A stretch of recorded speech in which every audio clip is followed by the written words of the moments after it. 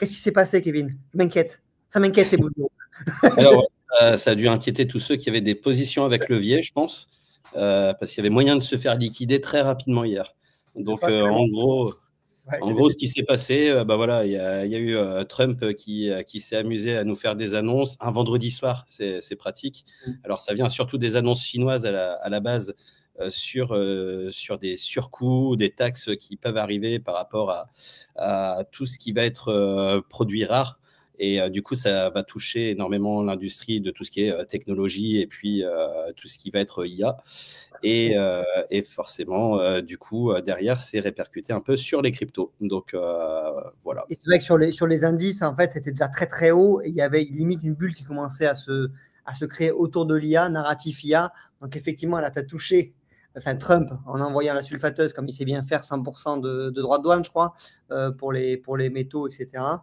Ben forcément, les indices, ils n'ont pas du tout kiffé parce que s'ils étaient montés tout en haut, c'était pour ces narratifs-là. Et quand tu touches évidemment à ça. Du coup, du côté crypto, là, c'est quand même impressionnant. Ouais. Il y a eu alors, notamment sur les altcoins. Là, c'est pas. Hein, même XRP, tu vois, XRP, c'est monstrueux. Ouais. Alors, il s'est passé plusieurs choses et il faut essayer de comprendre pour ceux qui n'auront jamais vécu de bull run ou même de gros bear market. C'est vrai que ça fait tout drôle de voir ces grosses mèches, mais c'est des choses qui sont déjà produites, que ce soit en 2021 ou récemment quand il y a des gros mouvements par rapport à des news comme celle-ci. Du coup, si on fait un petit retour en arrière sur ce qui se passe depuis quelques jours, il y a un narratif qui est un peu anxiogène parce qu'on arrive techniquement sur une zone assez particulière au niveau des data. Si on regarde un bull run, ça dure autant de jours. Alors, il y en a qui vont dire 1064, il y en a qui vont dire un peu plus, un peu moins. Bon, voilà, c'est des chiffres. Du coup, on les manipule un peu comme on le sent. Mais en tout cas, on arrive par rapport au cycle sur un moment où on peut se dire, ça y est, on est dans la dernière phase. On a peut-être touché l'ATH il y a quelques jours. Peut-être qu'on va le toucher dans plusieurs jours. Il y en a qui ont annoncé le 6 octobre. Il y en a qui annoncent le 17. Il y en a qui disent jusqu'au 20 novembre, on peut être sur l'ATH et après, ça va se casser la gueule. Ça, c'est par rapport aux statistiques et par rapport aux dates. La deuxième chose qui se passe aussi, c'est que sur Ethereum, en tout cas, il y a Kin, qui est une société qui gère tout ce qui est stacking. On peut déléguer en fait toute la partie machine. On peut leur déléguer et en fait, ils se sont fait hacker il y a quelques semaines de cela. Ouais. Et du coup, 5% de tous les validateurs de réseau Ethereum étaient chez Kin. Et Kin a débloqué les 32 Ethereum de chaque validateur. Et c'est tombé justement avant-hier, hier pour certains. Bon voilà, ça se passait sur à peu près 5 jours. Et du coup, 5% des validateurs, c'est énorme, récupèrent tous 32 Ethers et la plupart vont le replacer chez Kin sur des nouveaux validateurs ou bien sur Lido. Et certains se disent aussi, bah, moi, mon validateur, je l'ai depuis 2, 3, 4 ans, enfin depuis qu'il y a le début d'Ethereum en Proof of Stake. Et du coup, peut-être que certains se sont dit, on prend des bénéfices aussi. Donc, c'est quelque chose qui peut amplifier sur la partie Ethereum. Et puis après, bah, c'est les positions en levier qui ont fait aussi que accélérer les choses. Et du coup, bah là, ça a liquidé pas mal de positions. Et alors, pourquoi sur les altcoins, on le ressent encore plus? C'est parce qu'il y a des problèmes de liquidité sur certains exchanges. On en parlait en off et ça t'inquiétait un petit peu. Tu disais, je trouve, tu as trouvé un peu le mouvement exagéré, c'est ça? Tu t'es dit, il y a quand même des problèmes de liquidité. Et donc, attention, quoi. Ouais. Alors, si je peux partager mon écran, je vais regarder ça. Présenter. Je vais juste présenter cette partie. Alors, hop. Juste pour qu'on se rende compte, on va prendre Atom. Bon, voilà, je ne les ai pas tous passés, hein, les altcoins. Est-ce qu'on voit bien mon... Ouais, on voit bien ton compte. Atom qui était une des stars du précédent bull run. J'en avais un petit bagage à l'époque. Je suis bien content de m'être débarrassé parce que Atom, ouais, c'est passé. Ouais, c'est zéro, c'est ça. C'est ça. Alors, qu'est-ce qui s'est passé? Là, on est sur Atom. Alors, hop, j'enlève ça. Du coup, on est sur Atom contre de l'USD. On est sur Binance. Donc ça, c'est important de comprendre que sur TradingView, si on regarde ça, ça ne veut pas dire que Atom est forcément tombé à zéro partout. Même sur Binance, au final, c'est une mèche, mais c'est peut-être par rapport à une position ou à un bug ou quoi que ce soit. Ça arrive régulièrement quand il y a des gros mouvements comme ça. Mais c'est sûr que si on regarde, on est sur un moins 80, moins 99%, quoi. Donc, en gros, Atom est tombé à zéro. Si on regarde la même paire Atom contre de l'USD, mais qu'on va sur un autre exchange, hop là, Atom USD, qu'on va aller sur, on le voit bien, c'est sur Kraken. Ouais. Alors, ça n'arrive pas. Je voudrais bien que ça arrive. Hop là. Voilà, sur Kraken, on voit que là, c'est pas tombé à zéro, c'est tombé à 2,88. Donc là, on n'est pas sur un 99% de baisse, on est sur du moins 26. Donc en fait, ça va dépendre des exchanges, de la liquidité qu'il y avait dessus, des positions qui étaient ouvertes. Quand il y a des gros mouvements aussi volatiles, bah voilà, sur un exchange, ça peut vite foutre le bordel. Et du coup, certains exchanges ont fermé, entre guillemets. On pouvait plus approvisionner son compte, on pouvait rien faire par rapport à si on était justement avec du gros levier, on pouvait couper aucune position, c'était un peu le chaos et on n'avait pas accès à. Ouais, un petit peu, ouais, ok. Et du coup, Kevin, entre les exchanges là, par rapport à Atom, est-ce que du coup, je dis ça pour ceux qui nous regardent, est-ce qu'il y a peut-être des exchanges à privilégier pour tel ou tel crypto? Peut-être il y a plus de liquidité, parce qu'on le voit, et la différence, elle est quand même énorme.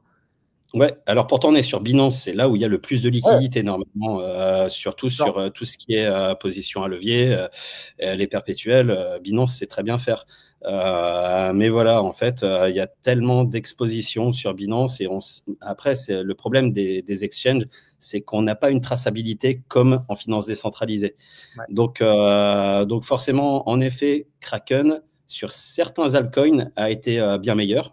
C'est d'ailleurs un de nos partenaires et on le voit, c'est un exchange qui est vraiment safe depuis des années, jamais hacké. Ils ont aussi moins de bugs lorsqu'il y a des mouvements comme ça, mais mine de rien, il y en a certains qui ont relevé justement des problèmes de connexion, des problèmes de changer leur position ou quoi que ce soit sur Kraken aussi. Donc ça arrive même aux meilleurs.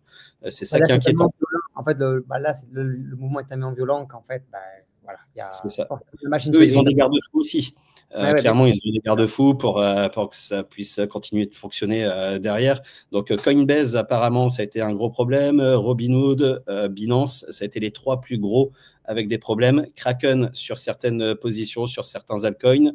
Et puis après, tous les petits exchanges où il n'y a pas beaucoup de liquidité, là, c'est pareil. Il peut y avoir des positions qui se sont fait couper un peu arbitrairement, quoi. Donc, c'est pas logique. Certains s'en plaignent. Et c'est pour ça que des plateformes décentralisées comme Hyperliquid, hier, on a profité énormément.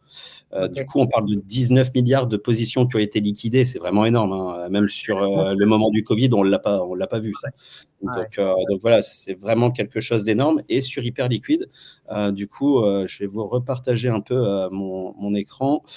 Hop là, supprimer. Je vais vous ajouter. Qu'on suivait, j'en avais à un moment donné, mais là, je me suis reconcentré sur les stars. Mais vraiment, maintenant, là, tu es content. Tu vois aussi la résilience des stars, hein, notamment Bitcoin et tout. OK, il y a eu une correction, mais c'est quand même, quand tu es exposé à Altcoin sur ce genre de news, tu es capable.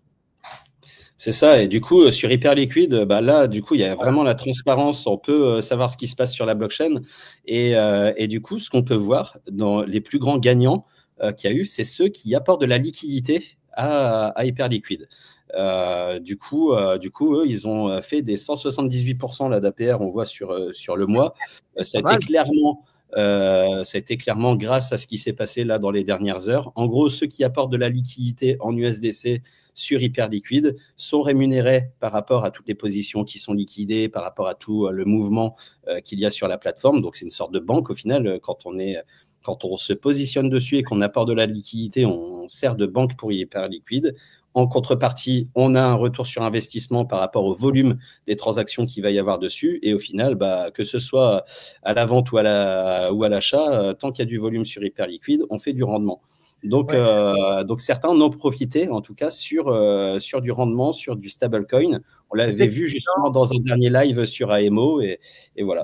Voilà, ce que je voulais faire une petite transition, c'est qu'en fait, je sais que les gens s'intéressent à la DeFi, etc., mais ça leur fait peur, les process, comment on fait, etc. Et c'est vrai que toi, tu es très fort là-dedans. et tu arrives à jongler avec les protocoles et tu as fait un tuto il n'y a pas longtemps, notamment pour pouvoir profiter des différents rendements via la DeFi. Et d'ailleurs, tu as une petite aussi, en train de monter un petit bootcamp. Voilà, ça c'est en off, mais Exactement. voilà, Parce que parce qu'il y a quand même, il y a quand même une expertise à avoir. Il y a quand même une expertise à avoir et il ne faut pas se prendre les pieds dans le tapis. Mais par contre, voilà, quand tu as le bon tuto, c'est cool. Ça. En fait, le plus important dans la DeFi, c'est de comprendre le fonctionnement. Il y en a qui vont investir dans Bitcoin, ils vont penser ou Ethereum, et ils vont penser qu'en mettant leur crypto sur une clé Ledger, leur crypto se situe dans la clé et pas sur la blockchain. Et rien que ça, c'est la base. Et on pense que, voilà, on connaît pas le fonctionnement même de la technologie. Si on comprend pas ça, du coup, on va pas forcément être à l'aise en finance décentralisée. Donc, c'est important de comprendre le fonctionnement des blockchains, le fonctionnement de cette traçabilité qu'on va avoir. Et après, le côté sécurité aussi, parce que c'est vrai que si vous faites des mauvaises manips sur Binance, vous avez des garde-fous aussi, un service après-vente qui va soit vous bloquer si vous faites une mauvaise manip, ou vous pouvez revenir vers eux pour vous dire je ne comprends pas ce qui s'est passé, où est mon argent et tout, et ils vont vous le retrouver. Tandis qu'en DeFi, si vous avez fait une erreur, vous perdez tout. Donc, voilà, c'est le plus gros point négatif de la DeFi et le plus dangereux, c'est l'utilisateur. Ce n'est pas les plateformes en elles-mêmes, même s'il y a des hacks qui arrivent, mais la plupart du temps, quand on perd de l'argent, c'est par rapport à des mauvaises manips. Donc voilà. Normalement, en finance, c'est souvent l'utilisateur qui est responsable de ces mouvements.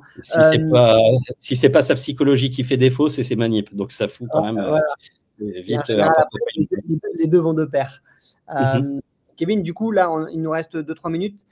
Où on va? Qu'est-ce qui se passe là? Est-ce que tu penses que on va remonter doucement la pente une fois que c'est bien liquidé, comme ce qu'on a pu voir régulièrement quand ce genre d'événement arrive?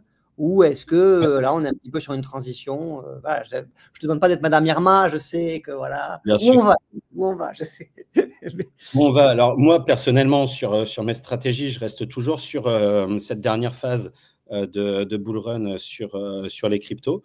Est-ce qu'on va connaître une alt season comme on les a connues avant? Je ne sais pas vraiment. Pour l'instant, je suis toujours positionné sur Bitcoin et Ether. Les autres altcoins, je ne suis pas vraiment positionné. Je préfère avoir 3 positions. C'est Bitcoin, Ether. Je ne suis pas trading. Ça, les gens qui sont sur AMO le savent. Moi, personnellement, je n'ai rien eu de liquidé, mais je n'étais pas positionné en short non plus hier. Donc, on a une position. Moi, on était sur Solana. Moi, j'ai encaissé, etc. Tout va bien. Et tu vois, voilà, quand tu as une poche mais trading. Par contre, moi, mon style, c'est plutôt long terme, justement. Et ma poche qui est positionnée sur les USDC a profité quand même de ces mouvements. Parce que du coup, les rendements que je viens de vous montrer, j'en ai profité aussi sur ma poche stablecoin. Ça a bien travaillé là sur les derniers jours. Donc, moi, le but, c'est d'être autour des 10-12% de rendement sur mes altcoins, sur mes stablecoins. Et au final, grâce à des mouvements comme hier, j'en ai profité. Donc pour moi, je sais que ça intéresse. Je sais que à 12% sur les stablecoins, je sais que ça vous intéresse, etc. Effectivement, Kevin met ça en place aussi. Et c'est un petit peu l'objet du bootcamp que tu es en train de créer aussi. Ouais. Voilà, c'est possible. Je veux dire, on peut faire ça, il faut bien le faire, il faut le faire intelligemment, il faut le faire de façon sécurisée, il faut être accompagné. Ne faites pas les cow-boys. Vous savez que les cryptos, c'est un monde totalement ouvert. Ça peut aussi être très rémunérateur comme évidemment comme dans l'autre sens. Mais voilà, donc sur les stablecoins, ça peut se faire et tu accompagnes les gens pour le faire. Donc ça, c'est chouette. Et exactement, donc, ouais. On peut même avoir plus que 12%, mais du coup, on augmente le risque. On va sur des plateformes qui sont un peu plus dark. Donc voilà, il faut maîtriser justement le risque et la récompense qui est derrière. Mais c'est comme dans le trading. Au final, c'est vrai qu'on a toi, Vince, on a Fabrice aussi vous gérez vraiment cette partie trading court terme. Et au final, il y a des choses à faire avec des bons rendements aussi sur du plus long terme et profiter aussi de ce genre de mouvement ou des cycles justement pour faire du rendement sur les stablecoins, et ça on le voit. Donc au final, ma position aujourd'hui, c'est les majeurs, c'est Bitcoin et Ethereum, et j'ai peur justement qu'on soit un peu loin dans le cycle du bull run pour me positionner un peu trop sur les altcoins qui sont capables de perdre 70%, 90% sur des choses qui sont bonnes avec des bons fondamentaux. Sui, on a vu, ils ont pris une tôle et puis en fait impressionnant, Sui. La mèche de Sui. tout le monde a pris des tôles. Et moi, je pense qu'on est un peu loin pour jouer vraiment avec le feu là-dessus. Donc, on a vu en 2021, j'ai regardé un peu ce qui s'était passé quand il y a eu des gros mouvements comme ça sur les derniers cycles. Ça a mis entre 2 et 6 semaines pour continuer à stabiliser et à remonter un peu. Souvent, ces mouvements-là vraiment violents, c'est pas un retournement de situation. On n'est pas en train de se mettre en bear market. Ça signe pas le bear market.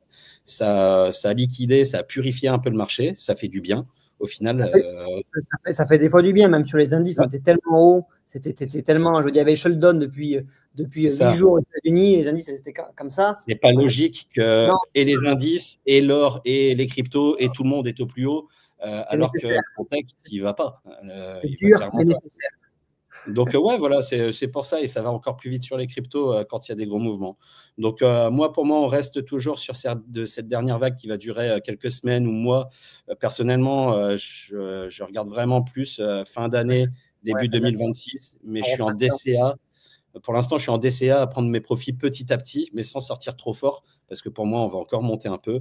Mais il n'y a rien qui indique les fondamentaux sont bons, les institutionnels sont là, la technologie continue de progresser, l'IA va permettre les paiements via les cryptos, parce qu'il va falloir une monnaie numérique pour relier les IA et pour pouvoir justement avoir une économie dans ce monde de l'IA. Donc voilà, les cryptos vont être présentes encore sur les prochains narratifs externes à la crypto, donc l'IA et les nouvelles tech.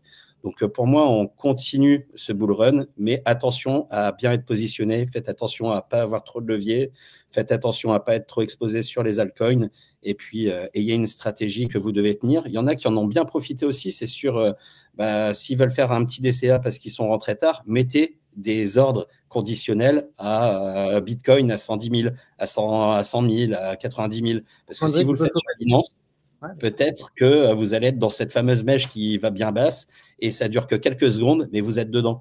Donc, ceux qui ont un peu de liquidité, n'hésitez pas. J'en connais quelques-uns qui en ont profité.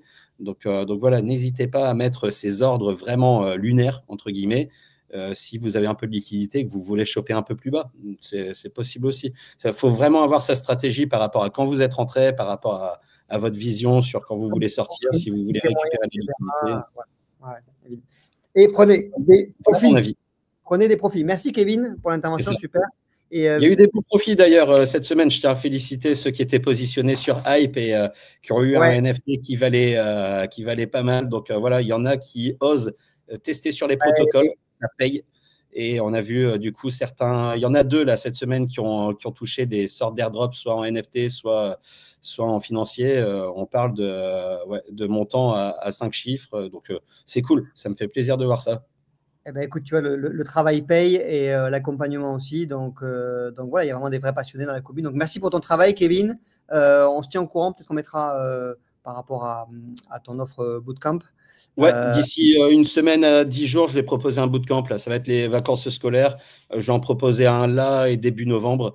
Ce sera entre 3 et 5 personnes et DeFi à fond. Ouais. On va voir comment on pratique en sécurité, comment on peut faire profiter des rendements qui sont assez intéressants et performer comme ça avec une autre vision que la partie trading ou juste aller sur des exchanges et puis acheter et faire du earn à 1% alors qu'il y a mieux à faire.